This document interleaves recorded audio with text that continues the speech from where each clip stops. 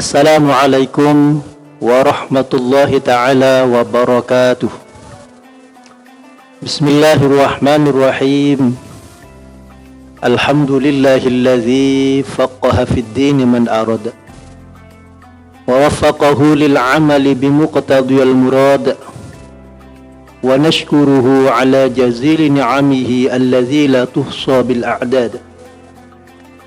Wassalatu wassalamu ala sayyidina Muhammadin khatamin nabiyyin wa sayyidil mursalin habibina wa syafi'ina wa qurrati a'yunina Muhammadin wa ala alihi wa sahbihi ajma'in, amma ba'd. Pemirsa Najah, pemirsa kaum nahdien yang dirahmati Allah Subhanahu wa ta'ala.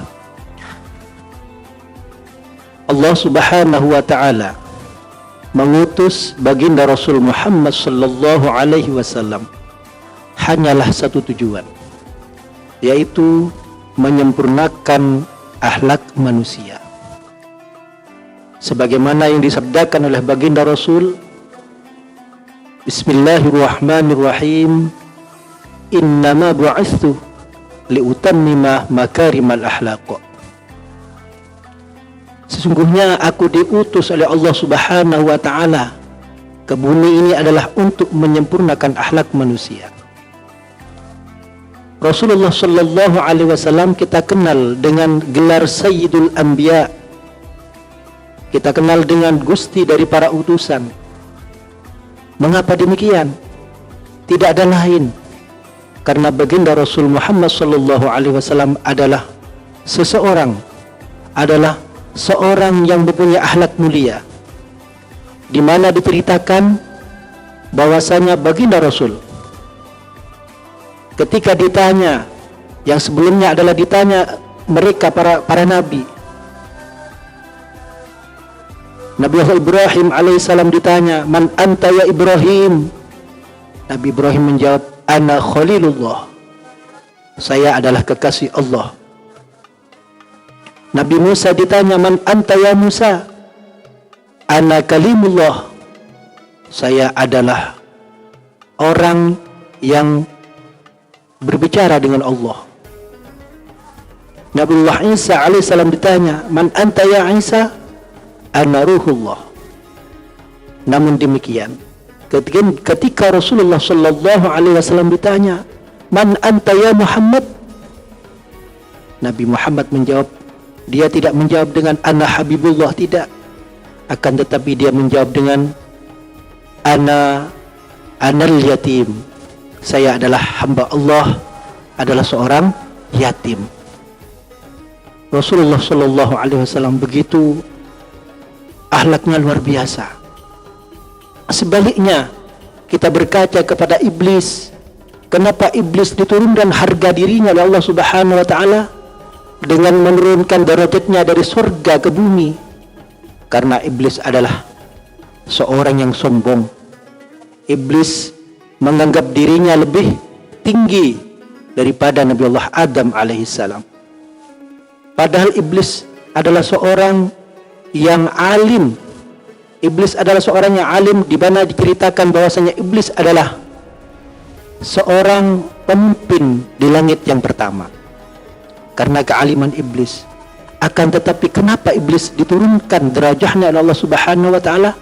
Tidak ada lain karena iblis sombong, karena merasa dirinya lebih baik daripada Nabi Allah Adam alaihissalam. Dalam sebuah kitab Ihya Ulumuddin, Sayyidah Aisyah ditanya oleh salah seorang sahabat, wahai Ummul Mukminin, wahai Aisyah radhiyallahu anha, siapakah yang tergolong orang baik tersebut? Sayyidah Aisyah menjawab, yang dikatakan orang baik adalah orang yang merasa dirinya bukanlah yang baik. Orang yang merasa dirinya bukan orang yang terbaik. Sementara orang yang jelek adalah orang yang merasa dirinya orang yang terbaik. Itulah jawaban Sayyidah Aisyah radhiyallahu anha. Ada cerita, para hadirin, pemirsa.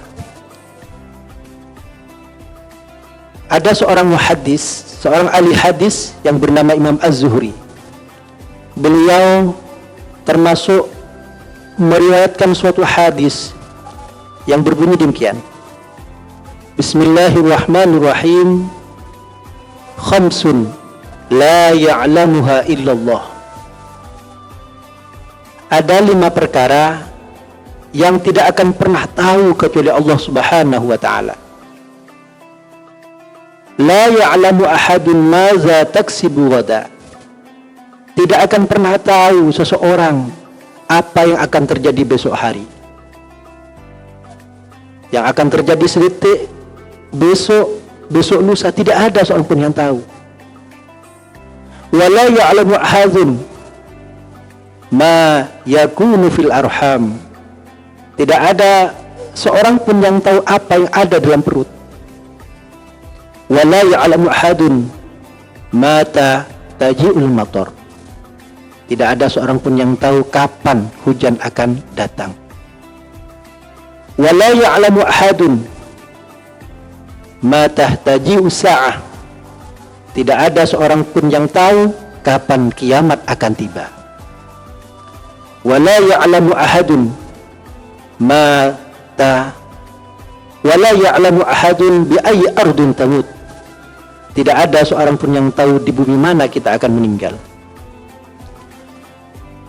5 hadis tersebut adalah pegangan dari sahabat Imam Az-Zuhri.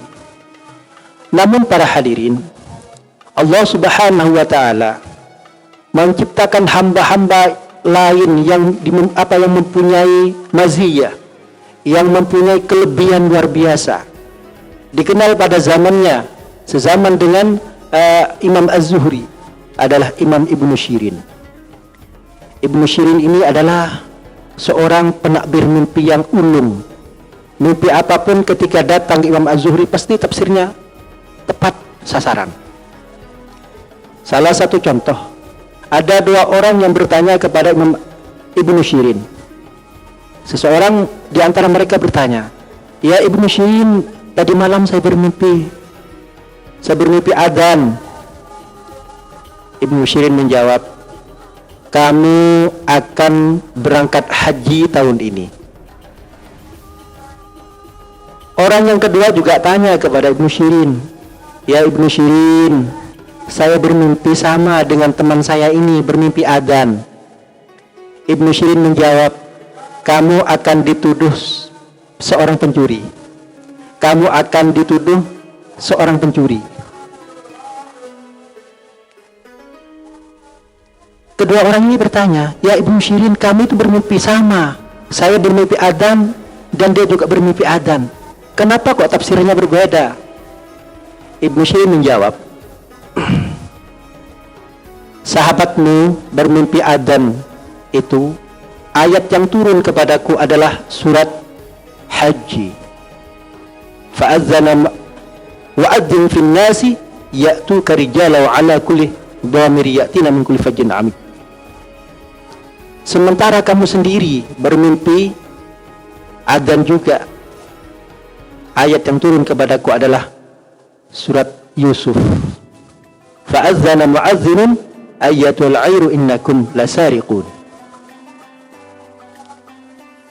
Dengan kemampuan Ibnu Shirin tersebut, banyak warga, banyak masyarakat yang mengagumi kelebihan diberikan Allah Subhanahu wa taala kepada Ibnu Shirin, yang pada akhirnya sampailah kabar keluar biasaan yang dimiliki oleh Ibnu Shirin, menakbir mimpi yang luar biasa yang tidak pernah salah, sampailah kepada Imam Az-Zuhri. Di mana Imam Az-Zuhri ini juga adalah ahli hadis yang berpegang teguh terhadap 5 hadis tersebut. 5 kalimat, la ya'lamu ahadun madza taksibu ghadan. Tidak akan tahu seorang itu apa yang akan terjadi besok. Sementara Ibnu Shirin tahu apa yang akan terjadi besok lewat ayat-ayat yang diberikan, yang diilhamkan oleh Allah Subhanahu wa taala. Maka Ibnu Shirin sangat sekali i'tirad tidak setuju dengan apa yang menjadi kelebihan Ibnu Syirin tersebut. Kemudian suatu saat Imam Az-Zuhri sendiri bermimpi. Dia bermimpi dihadir oleh malaikat Israel, malaikat pencabut nyawa. Imam Az-Zuhri bertanya, "Ya malaikat, kamu kesini mau apa? Kamu mau ziarah saya atau mencabut nyawa saya? Saya akan mencabut nyawa kamu." Ini kata malaikat Israel. "Saya akan mencabut nyawa kamu." "Kapan?" Imam Az-Zuhri balik bertanya, "Kapan ruh saya akan dicabut?" Malaikat tidak menjawab, tapi tangannya begini. Telunjuk 5, jari-jari 5 disampaikan kepada Imam Az-Zuhri. Perasaannya Imam Az-Zuhri, oh berarti saya itu akan meninggal 5 menit lagi. 5 menit dibuatlah oleh beliau untuk istighfar, untuk mengingat Allah Subhanahu wa taala.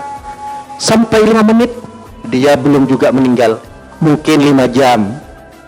Mungkin 5 jam. Sudah wiritan 5 jam, istighfar, syahadat. Sampai 5 jam tidak meninggal. 5 hari mungkin. Oh 5 hari, wirid 5 hari. Ternyata 5 hari juga tidak meninggal. Maka putus asalah Imam Az-Zuhri. Beliau tidak saya harus mencari jalan keluar, mencari solusi tentang mimpi saya ini. Dia ingat kepada seorang yang punya maziyah, yang mempunyai istimewaan, adalah Imam Ibnu Syirin.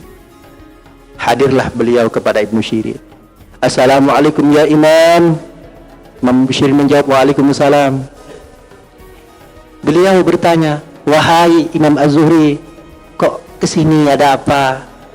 Biasanya sampean kan i'tirad, menentang dengan apa-apa yang aku ajarkan di sini, apa yang aku sampaikan di sini." Imam Az-Zuhri menjawab, "Sudah, jangan seperti itu, minta tolong. Sekarang saya sama kamu. Saya bermimpi tadi malam. Saya bermimpi beberapa hari yang lalu. Mimpi saya dihadir oleh malaikat Israel. Beliau akan mencabut nyawa saya. Ketika saya tanya kapan saya akan dicabut, dia hanya menjawab dengan 5 jari. Tolong, bagaimana menurut Ibnu Syirin?" Baik, Ibnu Syirin dengan ilmu yang dimiliki, dengan ilham Allah yang telah diberikan kepadanya, dia menjawab, sebenarnya 5 jari yang diperagakan, yang disampaikan oleh malaikat itu adalah hadis kamu tersebut. Hadis khamsun la ya'lamuha illallah.